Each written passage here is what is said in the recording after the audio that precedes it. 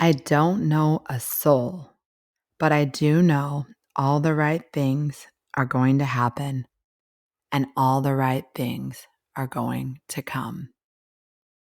Welcome to Wandering the Wild Mess with Heather Morgan.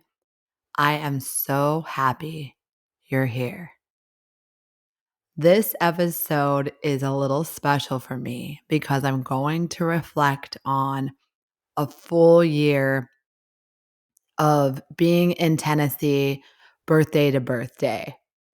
And I'm sure, like many of you, birthdays are just those memorable times in your life where you are a combination of grateful for another year older, but also fearing aging and getting older. I think there's like a balance, and everyone's different on their levels of overthinking that whole piece.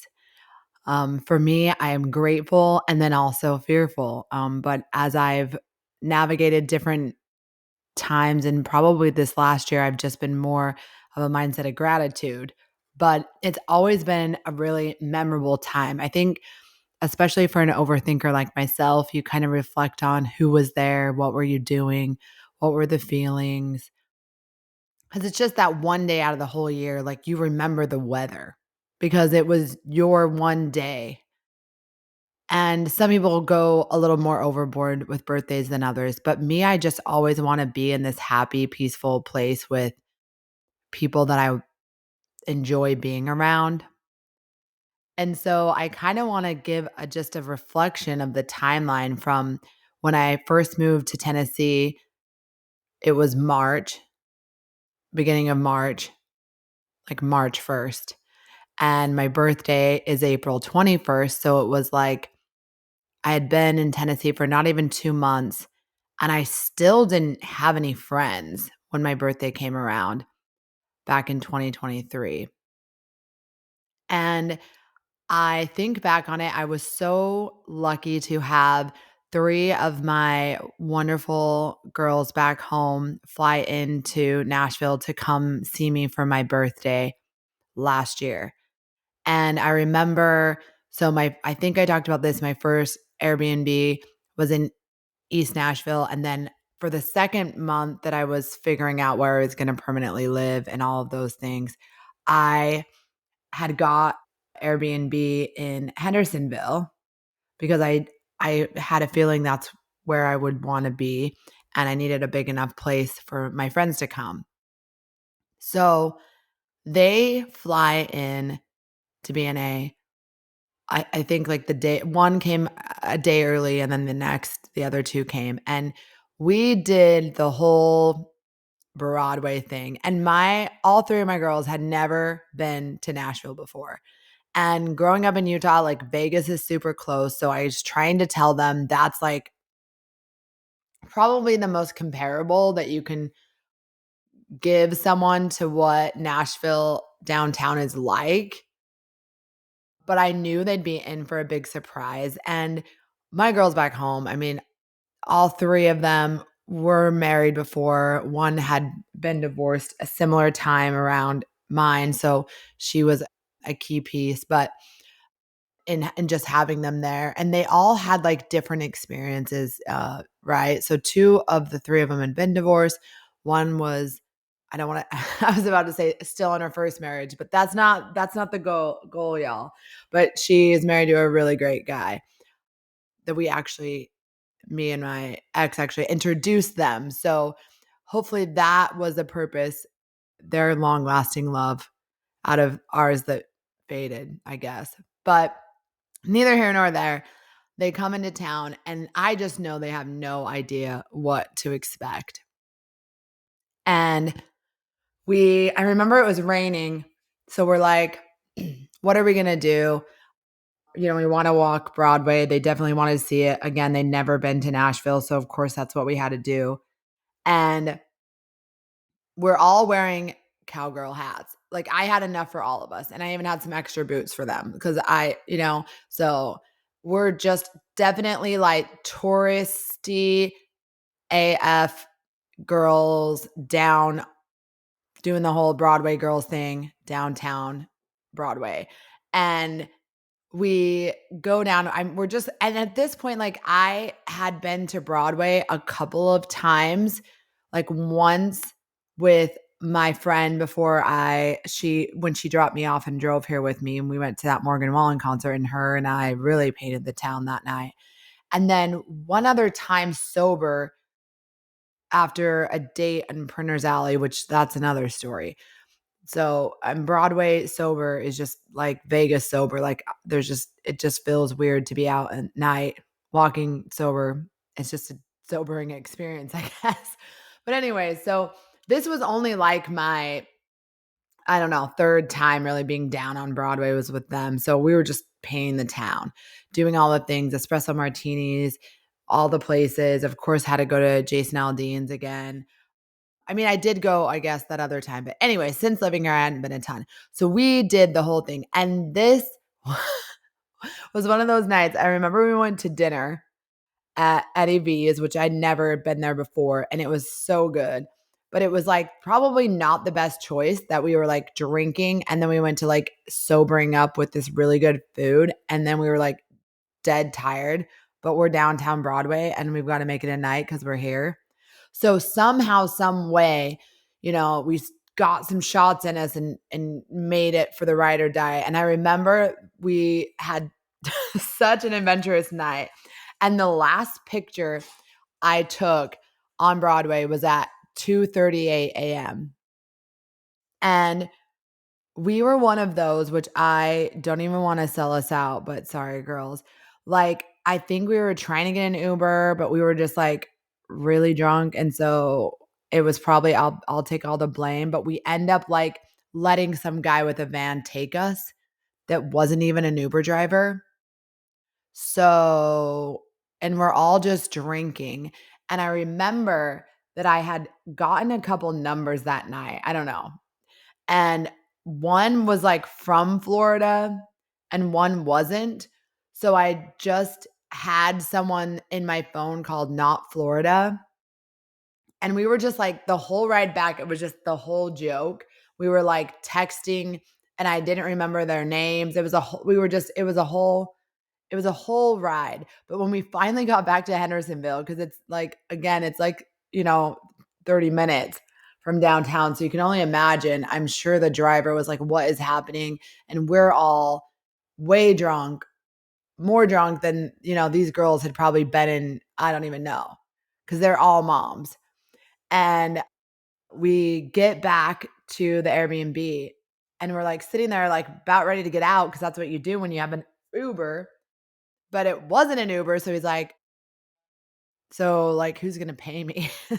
Like, and it was at that moment I realized, wait a minute, we like just got in some random car that's not even an Uber. But needless to say, we decided to still stay up really late that night. And we were supposed to go on this like riverboat thing the next morning. And I was so excited because I hadn't been on the water in Tennessee. And I was like, oh my gosh.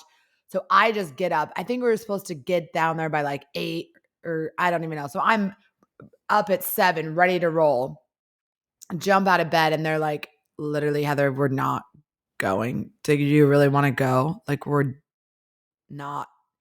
And you got to think about it. We were downtown taking a picture on Broadway at 2:38. So I'm not sure what time we went to bed, but I would say it was close to 4:30 in the morning. So really, I don't know. I'm just running on adrenaline. Like I have friends finally. It's been almost 2 months without any. And I'm just ready to go on a boat with a seltzer.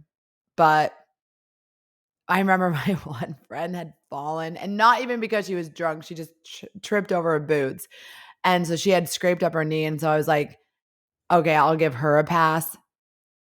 But I should have made the other two come with me, but we didn't go. We kept it more low key that night and built a fire. And it was just great having him there. So the weird thing is after, they left and it was so great to have him there and seeing Nashville with my friends. I remember when they all left and I was back in my Airbnb and I was thinking like, I wonder what my next birthday will be like. And not to like overdo it, like overthink it, but I mean, story of my life. I think just like, I just don't know, right? But went on. And throughout that year, April was great. I ended up buying my house in Hendersonville in May. June, just absorbed with work. And then the end of July, I ended up reconnecting with someone, a friend that I actually met the week I moved to Nashville. I met her when I was with my girlfriend back home when she was here for a week. And we were going to have our first bushwhacker, and they were out of them. The machine was bust. I don't know, something like that. But I had met this girl, but we had never hung out or anything. We exchanged numbers and Instagrams, but we had never got together. And I had invited her to a concert like in April, but she had never responded. So I was like, oh. And in end of July, she was like, hey, I'm going to be down on Broadway for this or that. Are you going to be out that way? And I had made a couple of friends, and one was he was playing a show, and so I was already planning on going down there.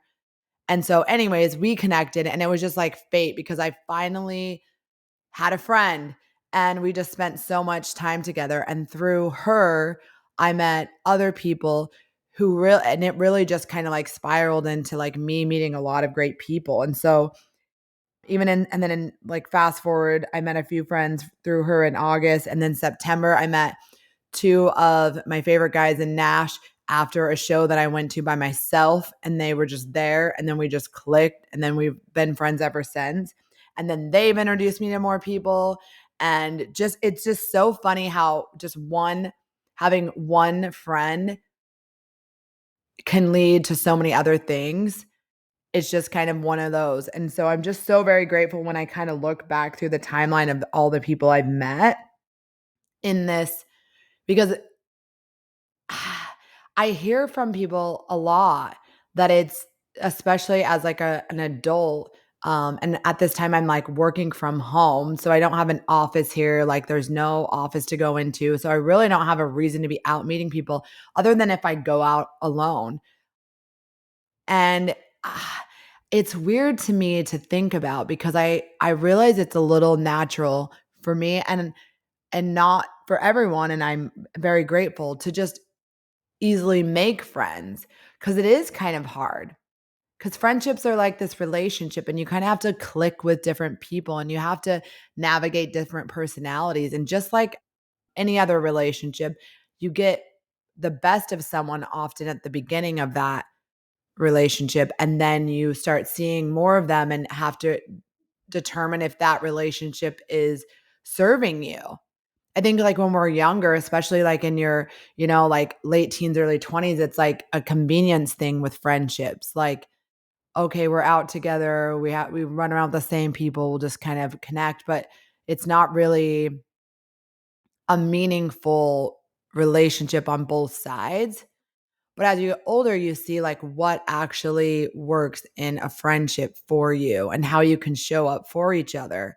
And I really think personally, for men and women, friendships are so important, and making new ones as we get older is important too, because you're learning to like adjust to new personalities. And I think, especially like I've said, out here, majority of my friends are single. I think being able to build and create new friendships also lends some abilities to create better relationships if that's what you're looking for, because you understand that people have different backgrounds and upbringings and ways of communicating, and you have to navigate having discussions with people with different opinions and different mindsets.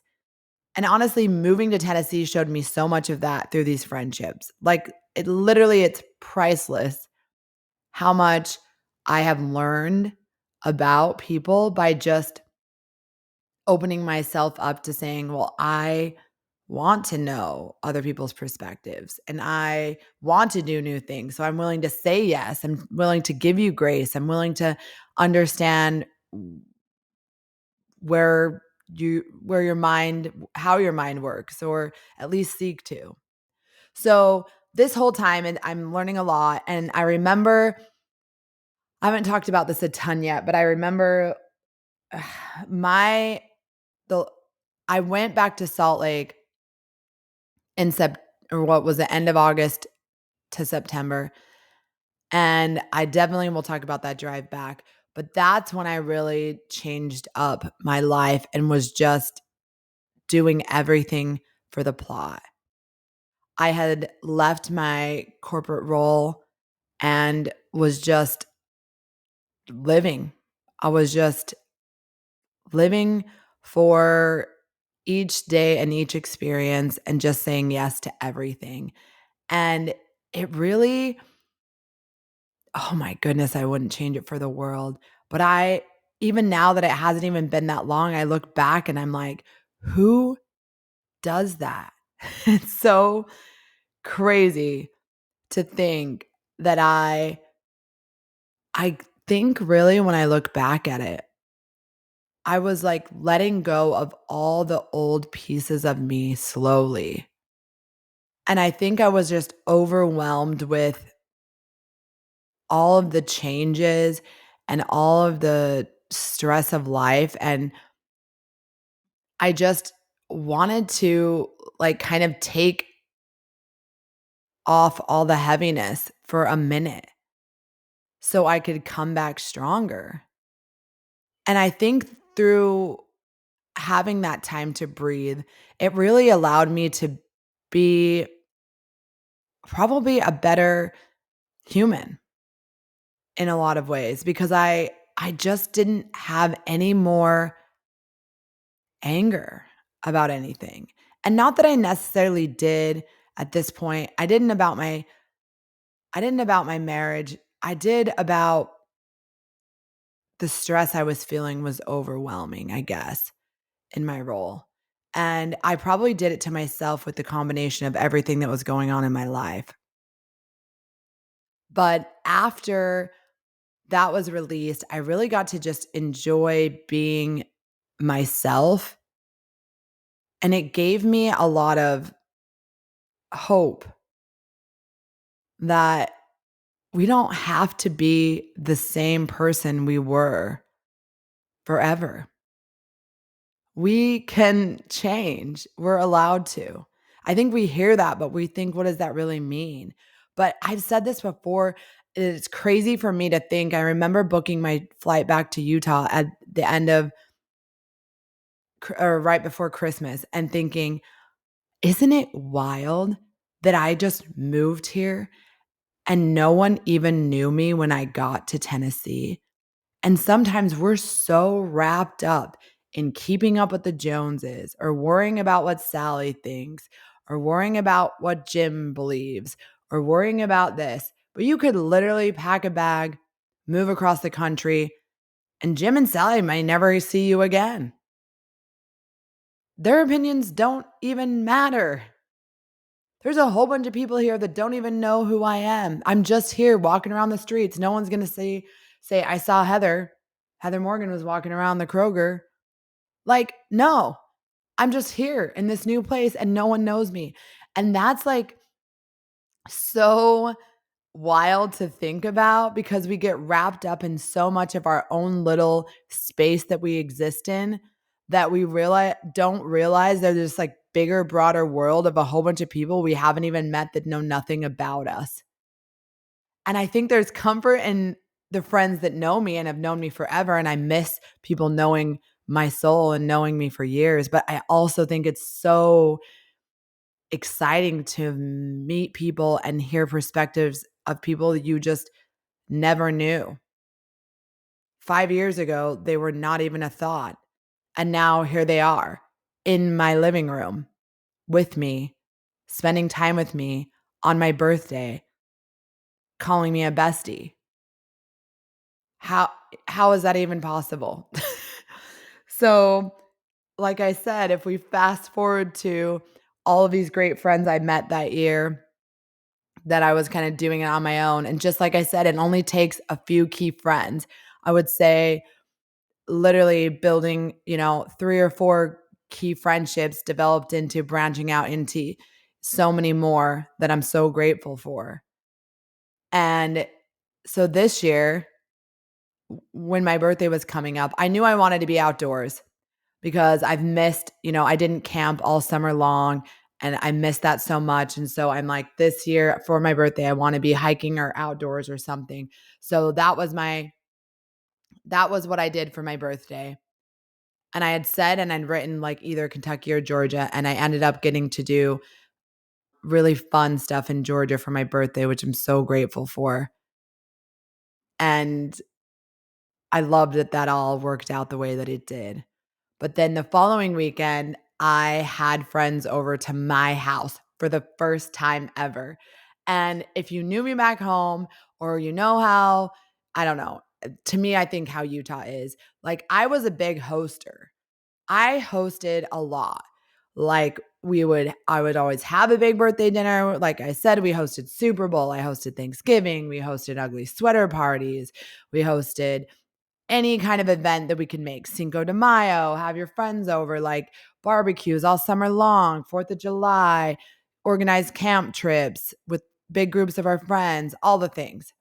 So for me, having people over at my house felt like a little bit of my old self that I missed, right? Because I think sometimes you want to shed a little of who you are, but at its core, I still love the outdoors. I still love camping. I still love hiking.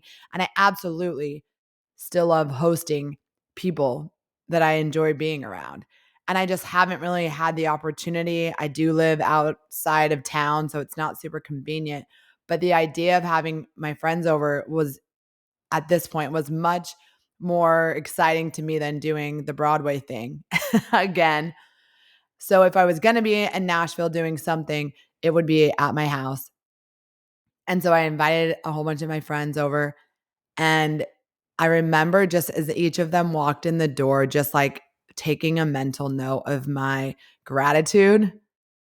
And I think, and I'm telling you this not to be like super cheesy or anything like that. I'm telling you because I think sometimes in our lives, we we forget to just take a moment and go, wow, this person showed up for me and I appreciate that.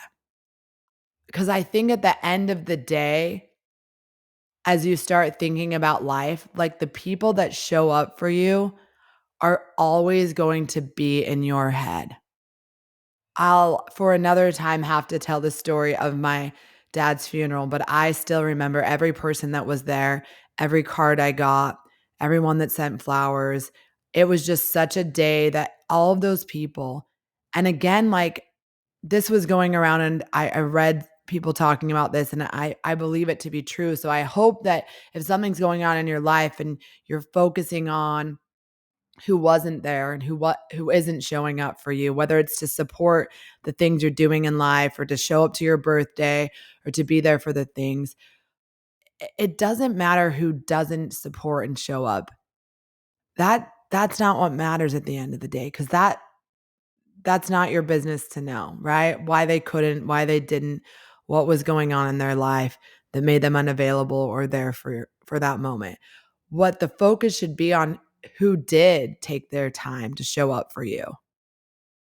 I think that's, if we did that in everything in life more, and just who came and showed up and just having that gratitude and appreciation for that, it- it's just such a better outlook. And that's what I tried to do. Every time someone walked in, I was so grateful. And I will never, ever, ever forget everyone that came and was there at my home the first time I hosted in Nashville for my birthday. And I remember my dear friend Danielle had bought me this cake, and I barely have any, everything have in this house is pretty much I had to purchase. So I don't have a lot of things. So the only clean plate I had for the cake, and I just love this because it's just life and it's just at its simplest, was this like plate I took that was like a Christmas cookie plate. And do not ask why, without kids, I would leave bake cookies and leave carrots for Santa and his reindeer as a grown woman, but I did. And so I had a plate specifically for that I brought with me. So that was the plate that had my cute little Publix cake. And I remember I took a picture because I wanted to remember of my cute little cake on a Christmas plate and all of my friends standing in the background. And it just makes my soul happy because people, these people weren't even in my life less than a year ago. I didn't even know them. That birthday in April in Hendersonville with my girls from back home was amazing. And now fast forward to a year later, I didn't know if I would even have any friends in a year. But I wasn't worried about it because I knew all the right things are going to happen and all the right people are going to come. And they did. They showed up. They wrote me the sweetest cards. They brought me the flowers, the cutest gifts. And I don't need any things. Honestly, no things. But that memory and their attendance, just going out of their way to come see me and my home, just, gosh, take the chance to try something new because it works out. It just does. It just does. And sometimes I have to remind myself of those things. And then when I tell these stories, I'm like, oh my gosh, Heather, see this other thing that you're kind of letting yourself worry about, don't worry about it because it works out, even when we don't know how. And this whole full circle of me from one birthday with no friends in Nashville last April to this one where I hosted great, amazing, talented humans that I adore at my house made me feel like, see, we're doing this right. Life just is going how it's supposed to go, and you just trust that it always will. So I'll end this super sappy and grateful episode with just saying that the song that comes to my heart over and over on this one is The Happiest Year of My Life. And there's a line that says, "You were my medicine. I couldn't quit. And I'm down on my knees again, asking for nothing." I really, truly believe Tennessee was my medicine. I needed to get off of the hamster wheel that I was running on and put myself in a new place with new experiences that I couldn't just run on a hamster wheel and not think about it. Actually had to navigate my way through this whole new path, this whole new journey. And I just met amazing people along the way. Even with this podcast, I remember the day I decided that I was starting it. It was a day in November. I'm driving to TEDx in Nashville for this woman TEDx talk at Vanderbilt. And I'm going to meet the one friend that I had, the first friend I really had out here, but she was late. So I was standing waiting for her, and a girl asked me, "Oh, do you want me to take your picture by the TEDx?" And that girl ended up also being in corporate America, also having a podcast, and immediately we clicked. And I can't wait to have her on the podcast with me because she's such an amazing human. But it's like literally that day I decided, this girl showed up in my life and is still here. So all that to say is that everything works out. And I am so very grateful. So when I say I'm asking for nothing, it's in that lyric, I really take from it like, I just wanted to take the path and see where it took me. I didn't need it to be anything other than just an adventure, and I knew it would just work out. So I hope you can trust yourself enough to remember that everything always works out for you if you believe it will. Thanks for listening to Wandering the Wild Mess with Heather Morgan. You matter.